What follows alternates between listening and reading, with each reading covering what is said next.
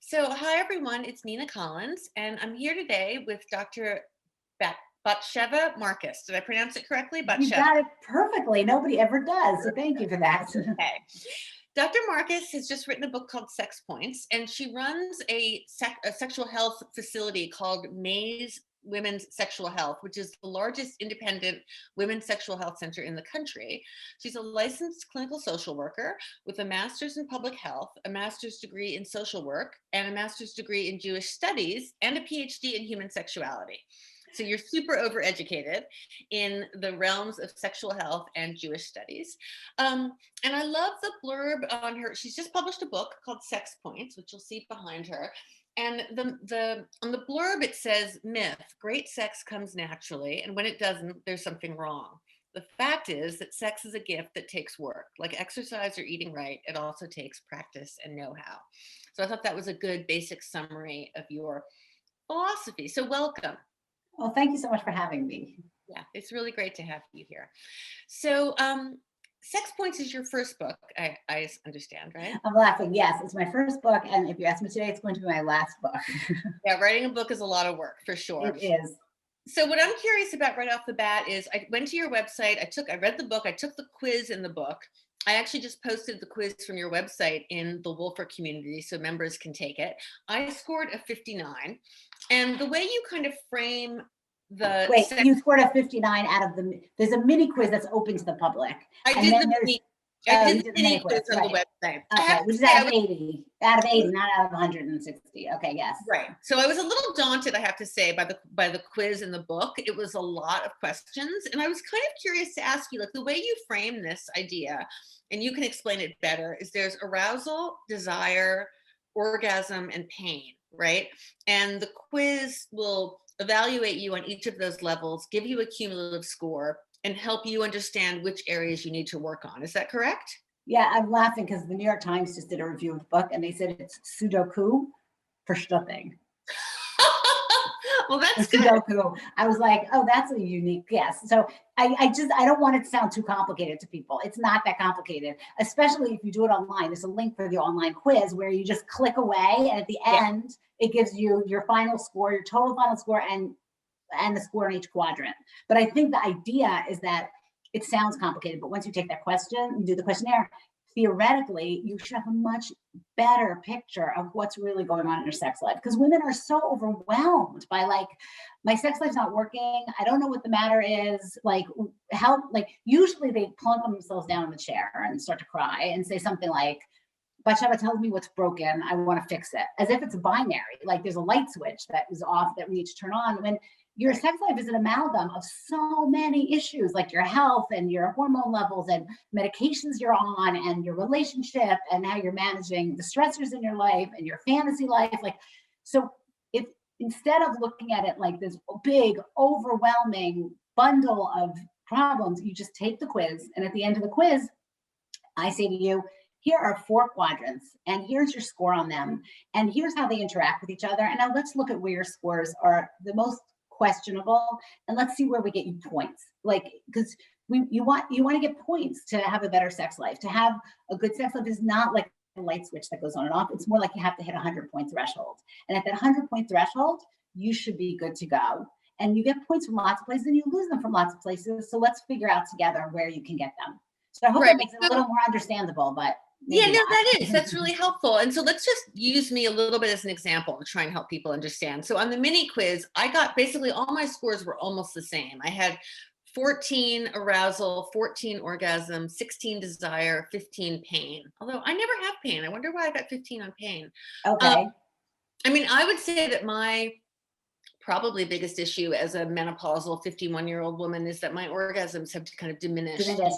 I love that you're saying that. We'll talk about that. So the mini quiz is almost meant to introduce you to the concept of the quiz because it's going to be a lot less. It's going to be a lot less valid than the quiz. Okay. The quiz itself, you want to hit 100. On the mini quiz, you want to hit a 50. And you said you came out to what? A 59. So you're fine. So you would look at that quiz and you'd say, I'm good. I'm fine. And your pain, you weren't really having problems in any area, which is sort of where you came out. And that's perfectly right. The mini quiz is out of 80. So, okay. So but you asked a question. You asked a question about, and I Well, totally I started that. to talk about diminished orgasm. Oh, orgasm. So I'm so glad you raised that, because I think people don't realize that it's possible that you could be orgasmic, and then over the course of your lifetime, those orgasms shift, change, get weaker, get harder to have. And Yeah. it's so common, it is so common. And I think people are like, what, really? And that is a problem, because then when it happens, you kind of feel like, well, that's life. So, and women go to their doctors, and the doctors will often say, well, it's just part of getting older. And I'm like, Yeah. no, it isn't. And as a matter of fact, in the introduction, people think you know your book by heart. I don't actually know my book by heart, but I'm pretty sure in the introduction I talked about twice in my life when I had problems with orgasm. And in both cases, well, the first one was before I was a sex therapist. I didn't know what the hell was going on. And the second one was when I was a sex therapist. And in both cases, it turned out to be a physiological problem, like a medical problem. But of course, I went down the rabbit hole, which most women do, of like, what's wrong with my relationship? Am I like not feeling close to this person? Am I not feeling comfortable with this person? I feel like my poor husband, he probably had nights of staying up, having all these like heart-to-heart conversations where I was like agonizing when they were both physiological issues. So I remember in your book, you talk about being 55 and the quality of your orgasm diminishing. So how did you fix it then? Since that's a common problem for our testosterone. Testosterone Seems to be really controversial. I have to say, I interview some doctors and sex therapists who really love it, and then doctors who say it's really dangerous and not a good idea. So, 20 years ago or 18 years ago, when we started using testosterone, there was a lot of controversy in the field, because like anything new scares people. And legitimately, I'm totally up there for like, and they've been using it with men for a very long time, but they weren't using it for women. And most of the time women feel like, oh my God, I didn't even know that women have testosterone, but they do. And they have much less. They have about 1/10 of what men have, but they need what they have. Like, that is totally clear to me. And it diminishes as you get older, just like anything else. And so, but I will tell you that most recently, I think last October, there was a consensus paper of the entire field, of the world consensus on testosterone for postmenopausal women, where people, for the first time, were like, yeah, we need it. It just takes a while for the science to add up. It doesn't seem dangerous. There does not seem to be any data out there. I'd like anybody to show you data that suggests that it's dangerous, unless it's abused. And if it's abused, then that's the case. Do you get like a pellet in your butt? Do I get a pellet in the butt? Or do women get pellets in the butt? So there's a few different ways to get testosterone. We used to give a gel, and women would use it, and you put it on your leg, and it gets into your bloodstream just like a pill would get into. But you don't want to take a pill for testosterone, because you don't want it to go. It's complicated with the liver, so you don't take a pill, but you can take a cream, and we use that for years. And now we also do pellets. They look like little tiny Tic Tacs, and you just stick it in your butt. What we like about the pellets is that it really maintains a very steady level, and you don't have to forget. Like, I don't know. I think creams are a pain, personally. Some women are fine with it.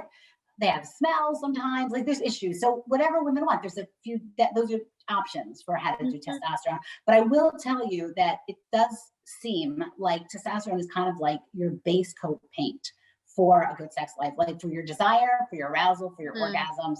And as you get older, it tends to go down. But you need to go to somebody who actually knows what they're doing with this. Yeah. Well, that's one of the things that's complicated about it, because I know I asked my gynecologist about it, and she's young. She's 40 maybe. And she was like, no, it's not.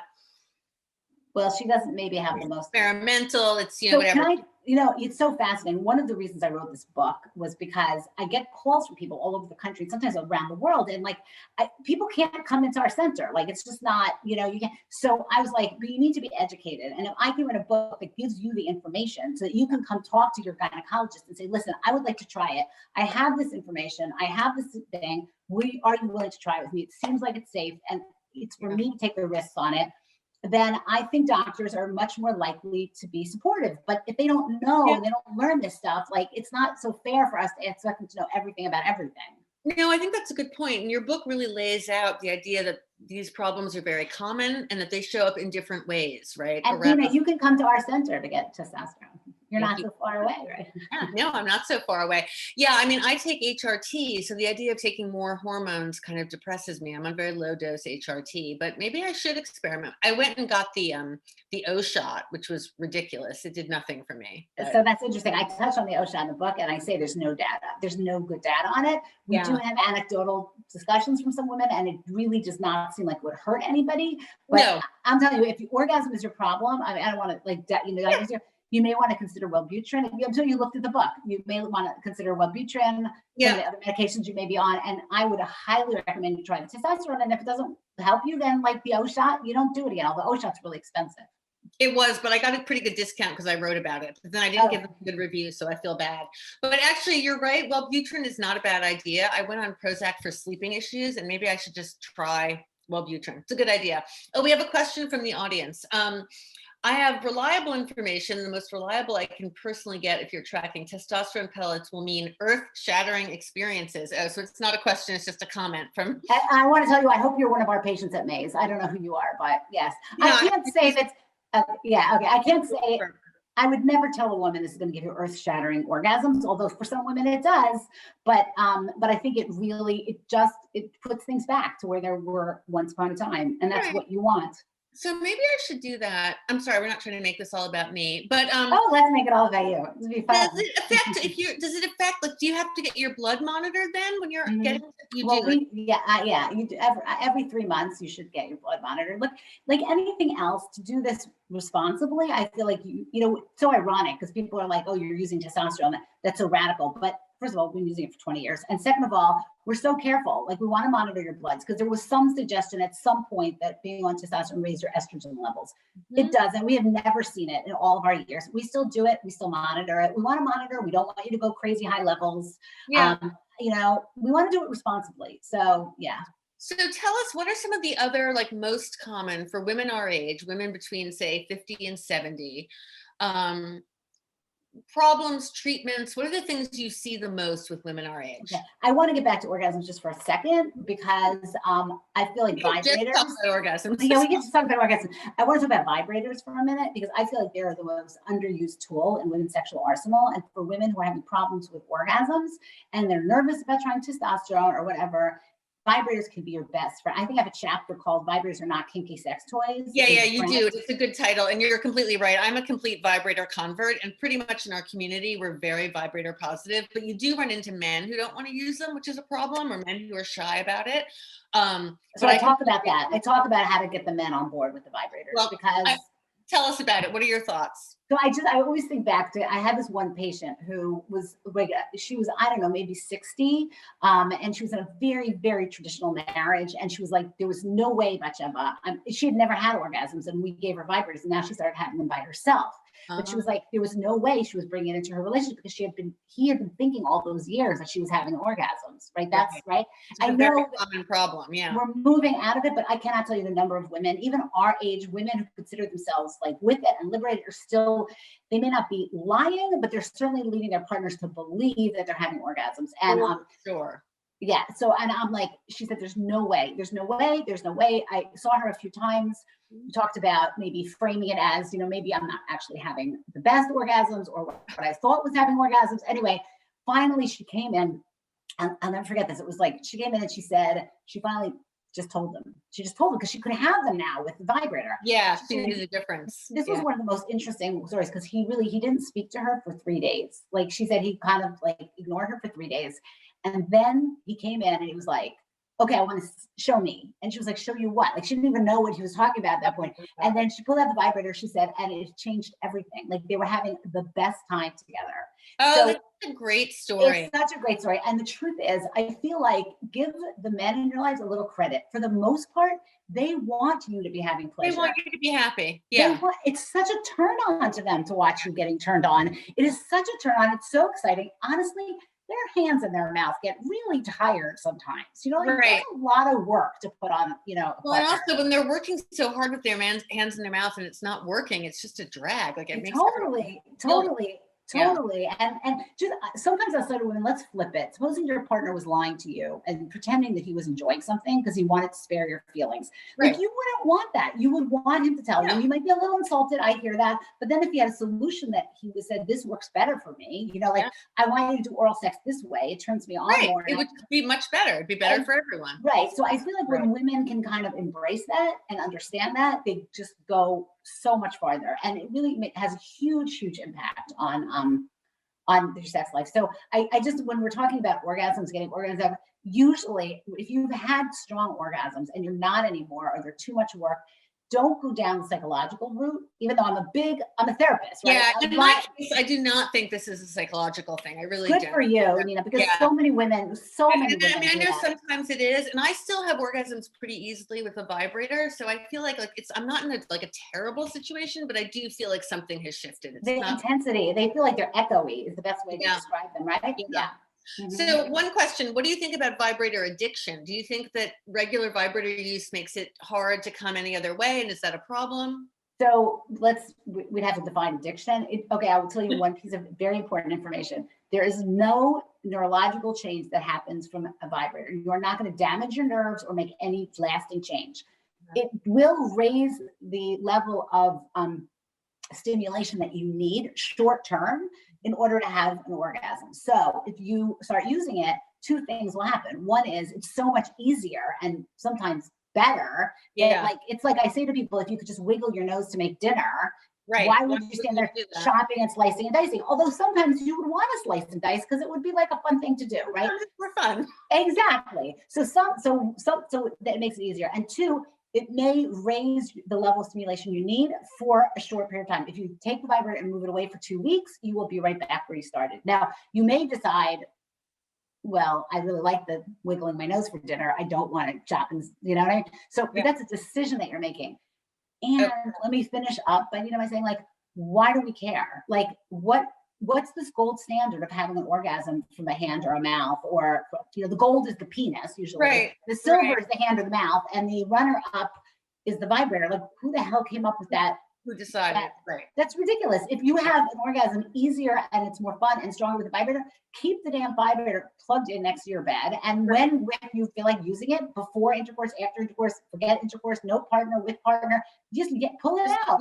Enjoy it. Yes, exactly. Yeah, that's great advice. You're totally right. All right. A question from a listener says, I'm taking testosterone and have great orgasms, but I have no libido. I never want sex. How can I increase my desire? Okay, so if you're on the testosterone, you're on track 1, because that should set up your brain to be able to get your desire back in. Here's where I think you need to build your fantasy life. This is where I feel like women shut down. I have a whole chapter on this, because when I started understanding neuroplasticity, I started understanding what was happening in women's brains. If you stop reading erotica, watching erotica, fantasizing, that part of your brain just starts getting pruned. That's another problem for me. I really don't fantasize at all, and I really need to work on it. You should work on it. And people are like, what do you mean work on fantasies? Fantasies are just something that happened to you. Like, it's so funny. People think it's like this, again, pixie dust, like I should just fantasize. Well, yeah, when you were 18 or 20 and you had massive amounts of hormones coursing through your body, it probably wasn't something you had to work on, but if you stop using it, it's like any other part of your brain. If you wanted to get good at math problems, you do math problems. And it's not just that you get better at those math problems, that whole part of your brain, the neurotransmitters, the blood would come in, the synapses would work better. It would basically plump up that part of your brain. It would make that part of your brain work better. And erotic thinking is in that category. No, it totally makes sense, because I have noticed, even if I just watch like a sexy TV show, I'll be more interested. Like, I have to kind of work at it. Right, but you need to start translating it so that that TV show lives in your head and that you can turn it off and on. Like, you want to get good at that. So I'll tell people, find some sexy books and read them every day, 5 minutes every day. And if you find yourself at all thinking about it, stop and actually focus on it. I know it sounds, people are like, seriously, you're giving me homework to fantasize? I think that's great advice. In fact, we need to have you come on to our Monday night sex chat. We have a Monday night sex chat every week at 8:00. How did I not know about your Monday night sex chat? I should be there. It's so great. This week we talked about rough sex, and last week, I don't know, we talk about everything. Every week there's a different subject. And we've done fantasy, but we should do it again with you, because that's a very good point. I've gotten some good pointers here. I have a completely slightly different question from you. I'm just curious. How does your background in Jewish studies inform your interest in human sexuality? Like, are they connected? Are they not connected? Or is it just that these are big passions of yours? I think they're like, we're all connected. Let's be honest, Nina, as Yeah. much as we don't necessarily see the connection initially. So I think I grew up in an Orthodox observant Jewish household. I got zero sex education, Mm, was furious, I think on some level I didn't have it. Was raised by a kind of a little bit of a crazy, but forward thinking dad who had me studying Talmud, which is like where all the Jewish law comes from, very but early. only men study Talmud, don't they? 50 years ago when I started, only men were studying it. Nowadays, many women. My daughter is like a scholar. But so I think there was a piece of me that at that point felt a certain level of empowerment to ask questions and sort of push the boundaries. And so this issue of not having sex education, my parents never talked to me about sex, nobody talked about sex, and sort of having to find my way myself, I think really kind of pushed me to say, there has to be a better way, and I'm gonna figure out the better way. And so both in the Orthodox Jewish community, I have been a huge advocate of sex education. I have a podcast that I do with a rabbi. I've been doing that for 5 years. But I think that also affected the way I approached women's sexual health in general. It was like, because we live in this binary where there's the sex therapists who say, don't go the medical route. It's like, it's the short term. All It in doesn't your work. brain. Yeah. And then there's the medical establishment, which doesn't really give much like respect, I think, to the sex therapist. And so, and I'm like, wait a minute, we gotta shatter this paradigm, folks. Like, yes. So I think sort of the ability to kind of step back and sort of crash through these walls is, if you had to like put things together, that probably is where this comes from. I think, I don't know what my kids would tell you, but that's probably. That's really interesting. And what did your parents make of your career choice? They do not acknowledge it. Wow, still. Okay. Well, I mean, now they're really older, but yeah, I still remember, like, my father said, why do you have to have these books sitting around your house? Because like I have a lot of sex books around my house. Like, why do you need to talk to kids about sex? I'm like, every single study suggests that the younger you talk to kids, the better, the more you talk to kids, the better they function. Like, this is not that, there is tons and tons of data on this at this point. Like, absolutely. We actually recently had a Zoom call on a group thing on how to talk to kids about sex. It's super. I mean, it's so, I mean, there's things you could argue about, and I'm happy to argue about them, but the idea of sex education is not arguable at this point. There's enough data out there. And my parents still couldn't hear that, but like, we move on, and Yeah. And did you get married young before you started going down this path? And how did he react to all this? Oh, he's a champ. My husband, he's the most private person and has this incredibly public wife, right? Yeah. And similar situation for me. yes, I think we should do. That was an interesting book. Subject. Yeah. Public women, private husband. Yeah, that's a great idea, actually. It is. I think about this a lot. And he's been incredibly supportive. But so we got married when we were 20. I was 22. He was 21. We met when we were 18. We were not from an ultra Orthodox background. We were from like pretty modern Orthodox background. And as typical, we were not physically, we were fooling around a lot. We didn't have intercourse because somehow that was the holy grail of intercourse. Like, that was sort of like, that's the taboo, but everything else. No penetration, but everything else. Exactly. I also, if I'm being totally honest, Nina, and I don't think I've said this to anybody in any other interviews, I think I probably had pretty high testosterone. Like, I was interested in sex naturally. And I think that's you have some kids who are less interested in sex. And I was very interested in sex. And so that kind of I've done that with my daughters too. I have 3 daughters who are now in their 20s, but they really wanted sex as teenagers. Like, they really were interested. So that propels you differently. Like, you can have 2, I've had 2 like Catholic patients who they both told the exact same thing about not being involved with boys at until they're married or whatever. And one of them is climbing out the window to meet her boyfriend, and one of them is sitting at home, reading. So I think some of that is, again, physiological, not just, societal. So yeah, that's interesting. So your husband's been a champ. That's great. He has been, and the truth is, I think he gets a little kick out of it. Like, we had this holiday last week called Purim, which is a Jewish holiday to get dressed up. And at night, he was like, "It's a shame you can't dress up as your book," he says to me. And I'm like, "Oh my God, I had these posters from Machette. I had extra posters that I couldn't use." So I created a sandwich board, and I was walking around with the posters and my book, and he was right there with me. And he thinks it's hysterical as long as his face never shows up on Instagram. Like, I'm on Instagram constantly, and he's like, As long as Took me face off recognition, there. exactly. Is that how? Is that Very, how? very sweet. So How's your husband? Is your husband the same way? he's now Your he's just boyfriend? my Yeah, boyfriend. Yeah. He's just, I think in general, any man who is with me is always a little worried that I'm going to write about them or talk about them in public. And I have to try and balance the kind of respect of that. Same with my kids, really. I have to kind of. Totally. Okay. And the truth is, my husband shows up a few times in the introduction of that book, and everything I had him, I said to him, I want you to read this and make sure you're comfortable with it. Same. When I wrote a book, I had to have it proofread by everyone because otherwise I knew I would get in trouble. Right.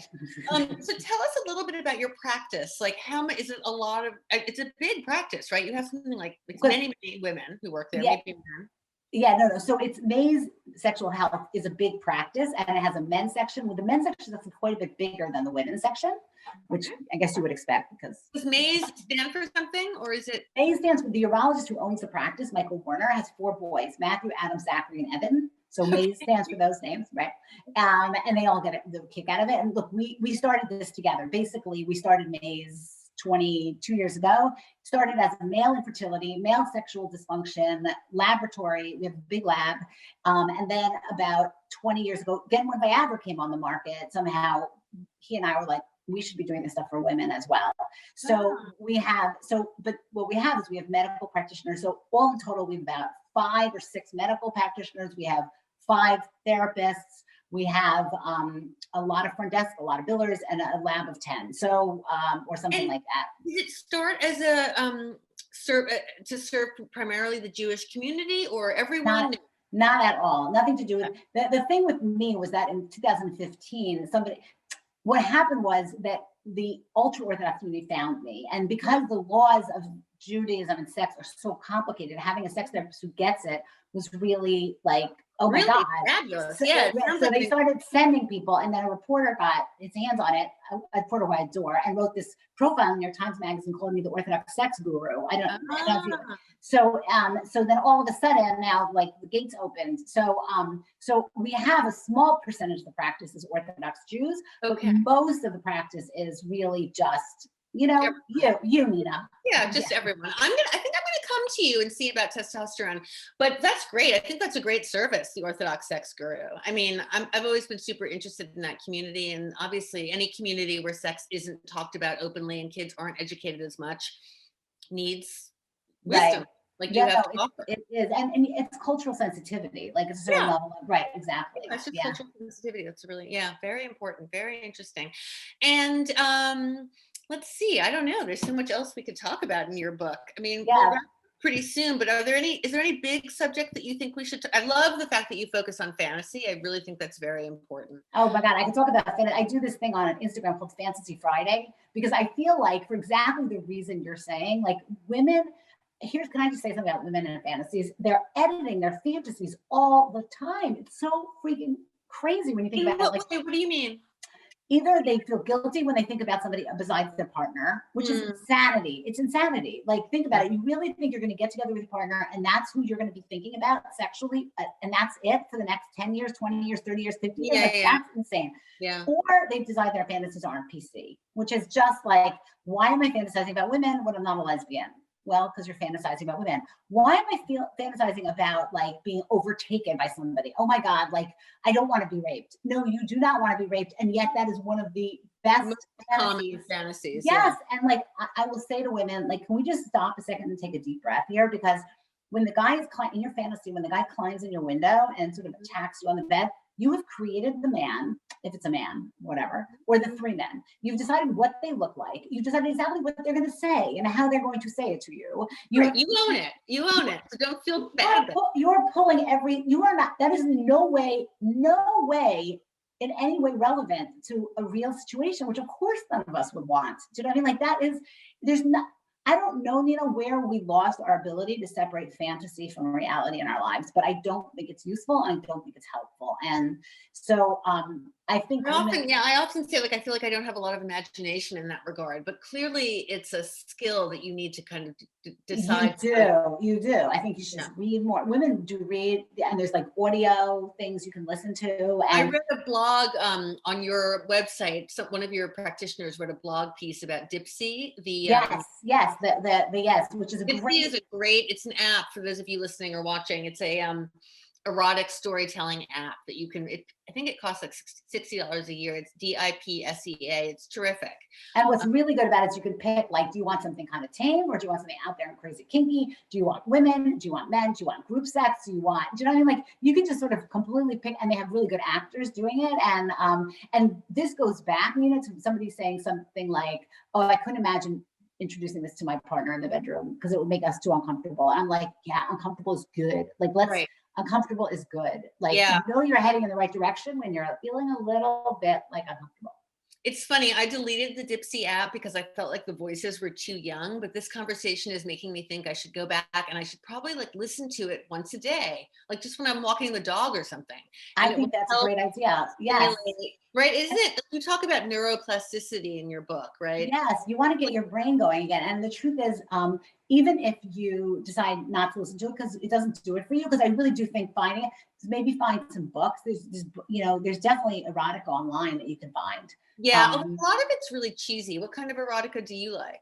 so again, this is really, when you say it's cheesy, it is cheesy, but it's really hard because the erotica that I mean, I people love like, it. the erotica that I like, you might find boring, or the erotica that you like, I might find horrifying, right? Mhm.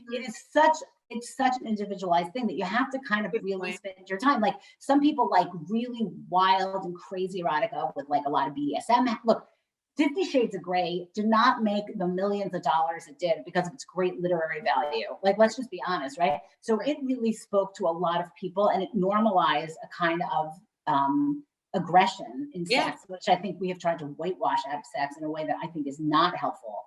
Yep. Um, right? That's why So we talked about rough sex this week in our sex group because totally, we want to totally. And normalize so everything. that's where you talk about women editing. Like, they take out the rough sex because they feel like they're not supposed to like rough sex. I mean, I don't know what came out in your discussion group, but that is what I'm seeing all the time. Yeah, absolutely. And some people do like it. And so we want to kind of encourage people to go in the direction they want to go in and just explore and be open. I mean, that's something we're constantly saying. Right. Super interesting. Wow. All right. And then, so we've talked about orgasm. Well, we haven't really talked about pain, although we know a lot about pain, vaginismus, vaginal atrophy. Yeah, I mean, I could talk about pain for We like talked about 3 pain. hours straight. I could just talk about pain, but I will say to you, your vagina needs estrogen, which we talked about. Your vagina needs, if you cannot use estrogen, there's a lot of other issues. You should not have pain. So many doctors were gonna, like, they're like, they don't see anything. And so they say it must be psychological. If you're having pain, listen to me carefully. It is not psychological. It can be helped. Right. And yeah. And And lube, lube, lube, lube, lube. I should so, get all so I just want to push back on that because I think lube could be unbelievable helpful and you can use it, but it doesn't solve everything. Because if your vagina is kind of, what they, perimenopausal, post babies, it's the lube Yeah. lube's not going to help that. It's just going to put a little layer on it, but you actually need to fix the tissue, right? The mucosa in there has gotten like erythemic and thin and tissue papery, and that's where local estrogen can help. But there are other options if you really don't want local estrogen. But you need to be an advocate for yourself at the doctor. Like, Yeah, I mean, we're always telling, I mean, I didn't even know that vaginal atrophy existed until I started this community and learned about how much vaginal pain women have upon well, sex. because you're also, you said you're on systemic estrogen. So I that's am part of the more. reason you don't have to worry about so much about the vaginal atrophy. And the vagina, for people losing it, if you're listening here who may not have partners even, this is a use it or lose it. You should be having sex with yourself. Solo sex is great. And you should put something in your vagina every once in a while because your vagina, like anything else, has to get exercised. I see that all the time. And I have to say, Dr. Jen Gunter, Gunter, Yes. he says that use it or lose it is a myth. And I'm like, it's not a myth. It's just It's not not. a myth. It's No, not a you myth. have, because we've had women in our community who haven't had sex in 5 years and suddenly have a big hot date and they go to stick their fingers up themselves and find that they can barely get them in. So I would guess that Jen Guntner, she's very data oriented, which I love. I think is Yeah. very good. But nobody's really done. Think about it. Who's done a study on use it or lose it? You could Right. do one, Nina, but nobody's done a study on it. But I will tell you, a vagina that just never has anything in it, the muscles tighten up. Now maybe she means like you don't lose it, like you can't ever get it back because you can. Maybe, but I mean, I'm not a doctor. I just know anecdotally from the thousands of 100%. that, I didn't see her saying that. She does. I mean, I like her. She does great things. But I do too. No, she is great. Next year, She I does mean, some weird she's a things. new book coming coming out, and I'm interviewing her in a couple of months, and I'm going to ask her about that when I talk to Yes. her, because it mystifies me. But yeah, Yes. I'm always telling women, if you're not having sex with someone, you should be using a dildo. And Yes, a really, dilator is a dildo, an internal vibrator. Internal vibrator is particularly good because it vibrates and gets the blood into the area. So even though that's not going to give you an orgasm, most likely not going to help you have an orgasm, but it will keep your like vaginal canal usually nice and moist and good.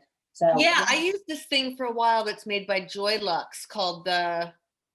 It's supposed to be an over-the-counter like Mona Lisa thing. God, what is it called? I'm forgetting suddenly. we should Sydney, talk about the Mona Lisa for a second. I don't know if you're interested what do in you that. think about the Mona Lisa? Do We you do guys? the Mona Lisa. Yeah, it works really, really well. Somebody just typed in the beadless. Yeah, the V-Fit. That's what it was called, the V-Fit, which is Yeah. basically like that at-home Mona Lisa. And it's not with a real laser, it's with light therapy. But it was actually kind of fun because it was kind of like a vibrator and kind of like a wellness experience. Did it work? And that goes, it does. And you insert it, but then you can also kind of use it on your clitoris. And Then use it other places. yeah, Yeah. it's So fun. the Mona Lisa is a fabulous option if for some reason you do not want to use estrogen. I mean, the local estrogen is the easiest, best way to get your vagina to get plump and young again. But the Mona Lisa has good data, is very safe. It's usually 2 or 3 treatments, a little expensive. Yeah, it's like $3,000 or something. Like, Well, not by us. By us, it's cheaper. We do it for a lot less than that. I'm not going to give prices on it, but we do a lot less.